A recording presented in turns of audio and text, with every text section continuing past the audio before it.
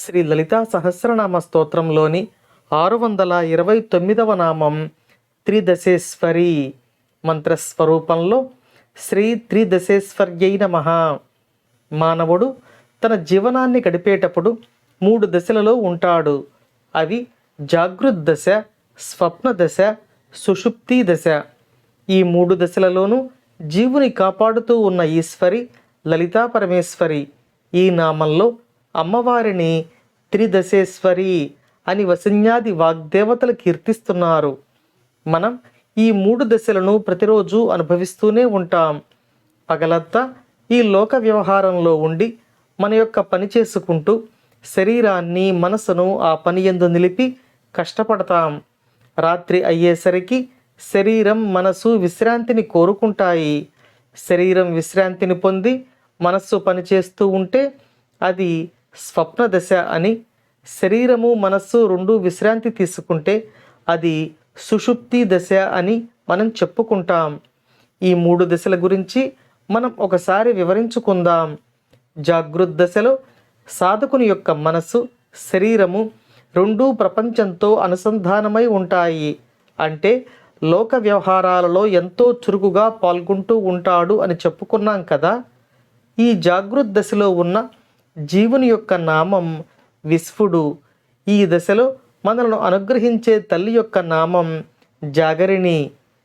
ఇక స్వప్న దశలో శరీరం విశ్రాంతి తీసుకుంటూ ఉండగా మనసు మాత్రం పనిచేస్తూ ఉంటుంది అని చెప్పుకున్నాం కదా. మనం నిద్రపోతూ ఉన్నప్పుడు మన ప్రాణాన్ని రక్షిస్తూ మనలో వివిధ జీవక్రియలు జరగడానికి అనుగ్రహించే అమ్మవారి యొక్క నామం తైజసాత్మిక. స్వప్నంలో మనం కలలో కంటూ ఉన్నాము అంటే ఈ అమ్మవారే దానికి కారణం అవుతారు. ఆ తర్వాత దశ అయిన సుషుప్తిలో శరీరము మనస్సు రెండూ విశ్రాంతి తీసుకుంటాయి. దీనినే మనం గాఢ నిద్ర అని అంటాం. మనం కొన్ని గంటలు నిద్రపోయినప్పటికీ కేవలం కొన్ని నిమిషాలు మాత్రమే విశ్రాంతి తీసుకున్నట్లు ఈ దశలో మనకు అనిపిస్తుంది. ఈ దశలో మన మనసు పనిచేయదు కాబట్టి మనకు ఎటువంటి కలలు రావు. కానీ ప్రాణం మాత్రం పనిచేస్తూ ఉంటుంది. కాబట్టి ఈ గాఢ నిద్రలో మన ప్రాణములను రక్షించే దేవత యొక్క నామం ప్రాజ్ఞాత్మిక. ఇంద్రియాలు ఏ పని చేయకుండా ఉండడంతో జీవుడు ఈ దశలో ఆనందాన్ని అనుభవిస్తూ ఉంటాడు. మనం పైన చెప్పుకున్న జాగరిణీదేవి, తైజసాత్మిక మరియు ప్రాజ్ఞాత్మిక అనే ఈ 3 తల్లులు శ్రీ లలితా పరమేశ్వరి స్వరూపంలో అనుగ్రహిస్తూ ఉంటారు అని ఈ నామం మనకు తెలియచేస్తుంది.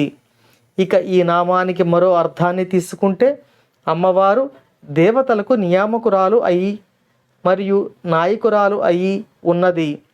ఈ దేవతలు ఎప్పుడూ కూడా బాల్యం, కౌమారం, తర్వాతి దశ అయిన యవ్వనంలో ఉంటారు.